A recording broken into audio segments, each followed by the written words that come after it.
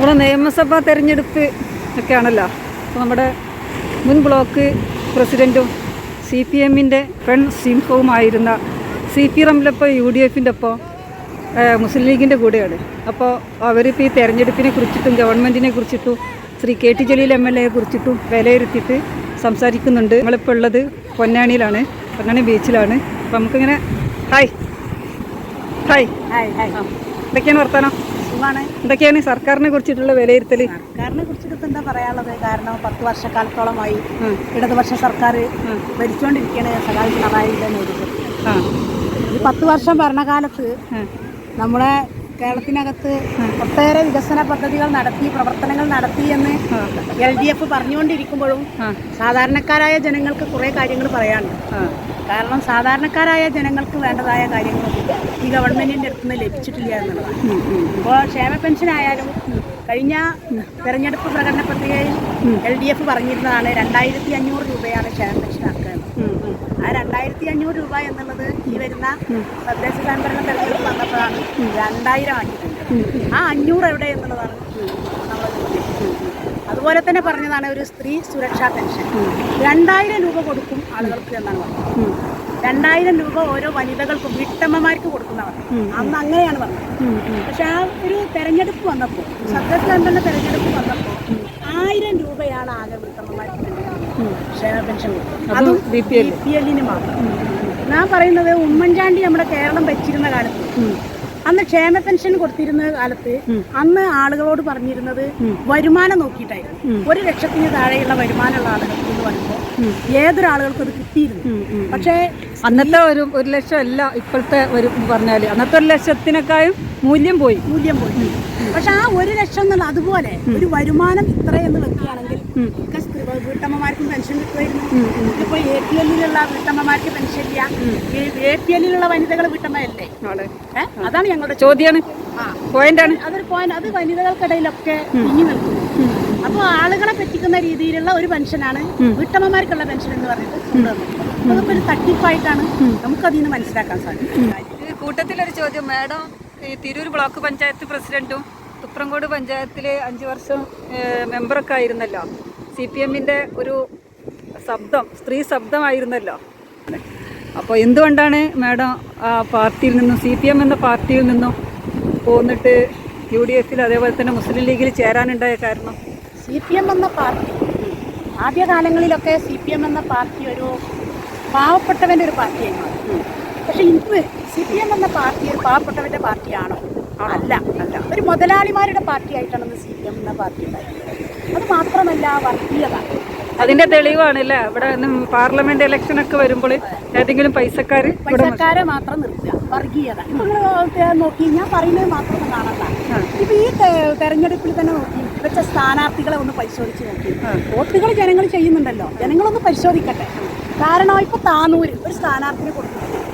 നിങ്ങൾ ആലോചിച്ച് നോക്കണേ, ആരാണ് എവിടെയാണ് ഒരു പണമുള്ള ഒരാളുള്ളത്? അയാൾ എന്താണെന്നൊന്നും നോക്കണ്ട. CPM അതം പതിച്ചു.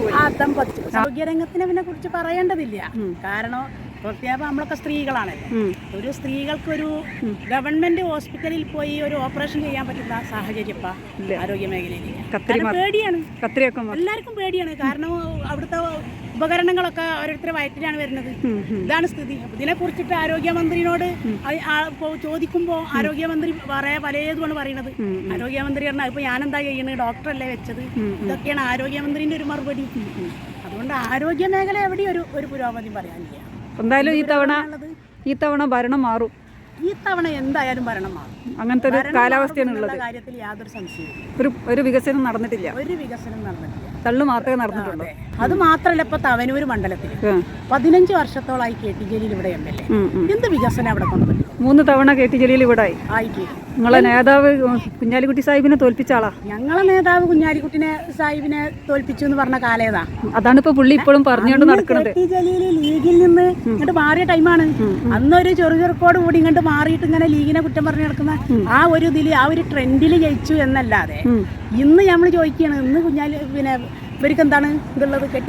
KT ജലീൽ ഈ തവനൂർ മണ്ഡലത്തിൽ ഒരുപാട് വികസനങ്ങളൊക്കെ നടത്തിയെന്നാണല്ലോ. വികസനം കൊടുത്തിട്ടുള്ളത് ഇവിടെ എന്തൊക്കെയാ കാണിച്ചു തരട്ടെ. ഇവിടെ എന്തൊക്കെയാ കുടിവെള്ള പദ്ധതി 15 വർഷമായി കുടിവെള്ള പദ്ധതി ഉണ്ട് എന്ന് പറഞ്ഞു.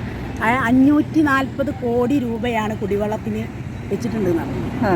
ഇപ്പൊ 2 ദിവസം മുന്നെയാണ് ഒരു ഇത് വീഡിയോയിൽ ഒരു ചാനലിലുണ്ട് മൂപ്പരെന്നെ പറയുന്നത്, ഞാൻ കുടിവെള്ള പദ്ധതി കൊടുത്ത് അവിടെ പ്ലാന്റ് ഉണ്ടാക്കിയിരിക്കണം, ഇവിടെ ഇതാക്കിയിരിക്കണം. ഏതാണ് ആ പ്ലാന്റ്? അതിന്റെ അടുത്ത് പോയി നിന്ന് അയാൾ സംസാരിക്കട്ടെ. അതിന്റെ അടുത്ത് നിന്നിട്ട് അയാൾ ഒരു വീഡിയോ എടുത്ത് കാണിച്ചു തരട്ടെ.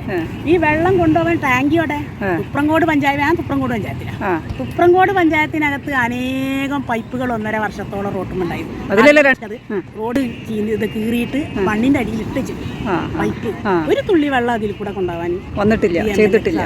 നമ്മുടെ ഈ ചെമ്പ്രവട്ട റെഗുലേറ്റർ കം ബ്രിഡ്ജിനെ കുറിച്ചിട്ടും ആക്ഷേപമുണ്ടല്ലോ. ചെമ്പ്രവട്ടത്തുള്ളത് പറഞ്ഞാൽ ഇപ്പോൾ വാഹനം പോകുന്നുണ്ട്. അത് ഏത് സമയത്ത്? ഇപ്പൊ കുറച്ച് സമയത്ത് മുന്നേ ആളുകളുടെ ദുരിതം ചെയ്യുന്ന റോഡിന്റെ ജനങ്ങൾക്ക് പോകാൻ പറ്റാതെ അവിടെ മണികണ്ഠൻ എന്ന് പറയുന്ന ഒരു സുഹൃത്ത് അവിടെ ഒരു കസേര ഇട്ട് വളരെ സമരം നടത്തിയിട്ട് ഇത്തരത്തിലുള്ള സമരങ്ങൾ എന്തെല്ലാം വാഴ വെച്ച് എന്തെല്ലാം സമരങ്ങൾ ജനങ്ങൾ നടത്തിയതിന്റെ ശേഷം ആ റോഡൊന്ന് ഗതാഗത യോഗ്യമാക്കിയത്. ആ അടിയിൽ കൂടെ പോണ വെള്ളം ആർക്ക് പോയാലും കാണാലോ. ഈ പിണറായിന്റെ സ്വന്തം ആളാണ് കെട്ടിച്ചേരിയിലിട്ടോ. അതുകൊണ്ടാണല്ലോ ഈ പ്രാവശ്യം പായസമൊക്കെ കൊണ്ടുപോയി കൊടുത്തിട്ടുള്ള. അതുകൊണ്ടാണല്ലോ ഇപ്രാവശ്യം മത്സരിക്കണില്ല എന്ന് പറഞ്ഞിട്ട് 3-4 വർഷം മണ്ഡലത്തിലേക്ക് തിരിഞ്ഞു നോക്കിയിരിക്കണാമോ. കെ.ടി. ജലീൽ MLA മണ്ഡലത്തിൽ പോലും തിരിഞ്ഞു നോക്കിയിട്ടില്ലല്ലോ. കെ.ടി. ജലീല് പിന്നെ മാഡം പറയുന്നത് ഇവിടെ തോൽക്കുന്നതാണ് അല്ലേ? അത് തോൽക്കും, കാര്യത്തിൽ എന്താ സംശയം? ഉറപ്പായിട്ടും തീരുമാനിച്ചു. VS ജോയ് ജയിക്കും. അതെ, ഭരണം മാറും. VS ജോയ് ഒരു ചെറുപ്പക്കാരനാണ്. ആരുടെ മുന്നിലും ഏത് കാര്യത്തിലും പറയാൻ പറ്റിയ ഒരാളാണ്. തീർച്ചയായിട്ടും UDFന്റെ ഭരണസമിതിയിലേക്ക് തീർച്ചയായിട്ടും തവനൂരിൽ നിന്ന് ഒരു UDFന്റെ MLA പോകുമെന്നുള്ള കാര്യം. തവനൂരിൽ നിന്ന് ഈ പ്രാവശ്യം ആദ്യമായിട്ട് UDFന് ഒരു MLA ഉണ്ടാവും. അത് ഉറപ്പാണ്, ഉറപ്പിച്ചു കഴിഞ്ഞു. അപ്പോൾ അങ്ങനെയാണെന്നുണ്ടെങ്കിൽ കേരളത്തിൽ തുടർഭരണം ഉണ്ടാവില്ല, ഭരണം മാറും. UDFന് എത്ര സീറ്റ് കിട്ടുന്ന മാഡം പറയുന്നത്? ജനങ്ങളെന്ന് മാത്രമല്ല സഖാക്കളടക്കം പറയുന്നത് അതാണ്, ആഗ്രഹിക്കുന്നുണ്ട്. വീട്ടമ്മമാർ ആഗ്രഹിക്കുന്നുണ്ട്, എല്ലാവരും സ്ത്രീകള്. വിലക്കയറ്റം കൊണ്ട് വീട്ടിനുള്ളിലെ സ്ത്രീകളുടെ അവസ്ഥ എന്താ? സ്റ്റോറിൽ എന്തെങ്കിലും സാധനങ്ങളുണ്ടോ? ഒന്നുമില്ല. വിദ്യാർത്ഥികളുടെ അവസ്ഥ ഇപ്പൊ കഴിഞ്ഞ 9ാം ക്ലാസ്സിലെ പരീക്ഷയ്ക്ക് കുട്ടികൾക്ക് പേപ്പർ ഇല്ല.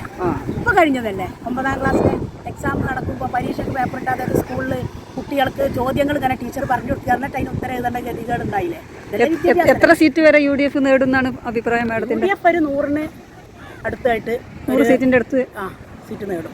ഒരു 89, 90, 100ന്റെ അടുത്തൊക്കെ ആയിട്ടുള്ള സീറ്റുകൾ എന്തായാലും 80നും 100നും ഇടയിലായിട്ട് സീറ്റ്. അപ്പോൾ UDFന്റെ ഭരണം വരും. അതിൽ യാതൊരു സംശയം. ഓക്കെ, ഇത്രയും നേരം സഹകരിച്ചതിന് നന്ദി. ശരി.